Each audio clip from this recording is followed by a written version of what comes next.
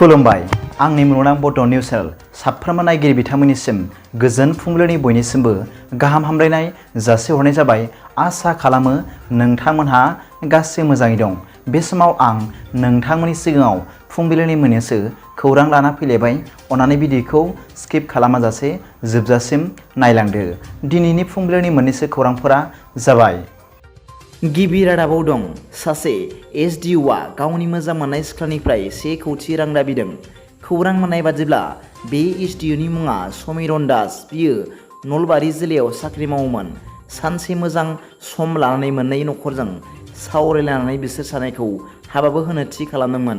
नाथाय समिरन आरो बिनि नखरनि सोद्रोमाफोरा हिन्जावनि नखराव हौवा मानसि गैयैखौ खाबु लानानै बिसोरनि धोन सम्पथिखौ नोजोर होयो आरो हाबानि खरस आरो गुबुन जायगाफोराव बेरायनायनि मुङाव एसडिअ समिरनआ सिख्लानि नखरनिफ्राय 1 कौटि रां दाबि खालामदोंमोन।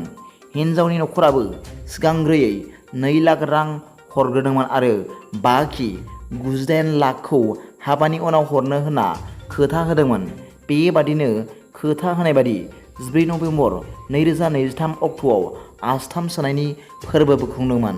नाथाय एसडिअ समिरन दासआ आरोबाव गुबुन सिख्लाखौसो मोजां मोनबावदोंमोन होनना मिथिनानै हिन्जावआ एफआइआर होदों आरो मैया एसडिअ समिरन दासखौ पुलिसफ्रा हमबाय होनना मिथिनो मोननाय जादों। नैथि रादाबाव दं जनायनि थराजानाव सासे ड्राग्स निसा लाग्रा आरो फालांगि खालामग्रा हमनो हायो राइजोफोरा। मिथिनो मोननाय बादिब्ला जनायाव मैया बेलासि समाव थराजान गामियाव राइजोफोरनि हेफाजाबजों सासे ड्राग्स निसा लानानै गोग्लैसोनानै थाग्रा आरो फालांगि खालामग्रा सुबुंखौ हमनो हायो। मिथिनो मोननाय बादिब्ला बे सुबुङा जनायनि गोबां ओनसोलफोराव ड्राग्स फालांगि खालामग्रा सुबुंफोरजों गोबां फालांगि खालामनायजों लोगोसे गावबो निसा लानायाव मुखुब जानानै दंमोन। नाथाय मैया बेलासि समाव ड्राग्स फालांगि खालामनो फैनायखौ गामि बेंगिरि सुबुंफोरा स्रोत सुलुंनिफ्राय मिथिनानै हमनो हायो। बे हमजानाय सुबुङा जनाय थराजान गामिनि कुशल पेगु होननानै मिथिनो मोननाय जादों।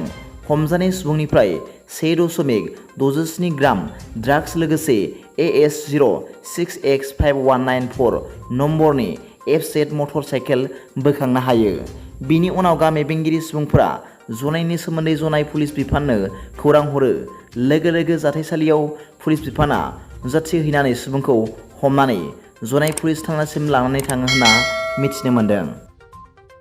थामथि रादाबाव दं BPF राजखान्थि हान्जानि थाखाय रंजाथाव खौरां।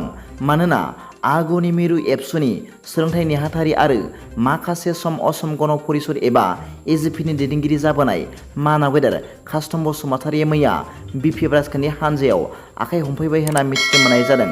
बिथांखौ मैया आगुनि बिटिसिनि गाहाय मावफुं सोद्रोमा मानाव गेदेर हाग्रामा महरै बिथाङा गांसे आर'नाइजों लोगोसे गोसो खुसियै बरायदों होनना मिथिनो मोननाय जादों। ब्रैथि रादाबाव दं डेलिमिटेसननि फाइनाल ड्राफ्ट फोसावनाया गोजोनथाव जायाखैब्लाबो राइजोफोरनि रंजाथाव रादाब होदों बिटिआरनि गाहाय मावफुं सोद्रोमा मानाव गेदेर प्रमद बर' बिथाङा फोरमायदों दि इलेक्सन कमिसनखौ थांनानै नारसिननो हाया, अब्लाबो फैगौ 2022 मायथाइयाव डेलिमिटेसन जाफिनगोन आरो बेयाव थि खालामनो नाजागोन होनना बिथाङा खौरांगिरिफोरनि सिगाङाव फोरमायदों। बाथि रादाबाव दं गोजोनथाव खौरां।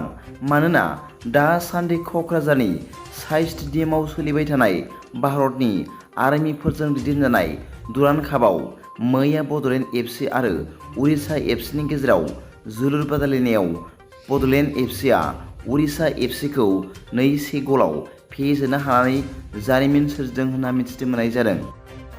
दिनैनि फुंबिलिनि मोननैसो खौरांफोरा दा बेखिनिल'मोन।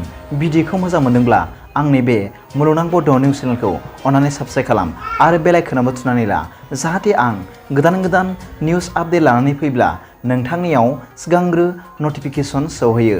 दा बेलासिनि रादाबाव नोंथांमोनखौ आंनि बे चेनेलाव गासैखौबो बरायहरनाय जाबाय। गोजोन्थों।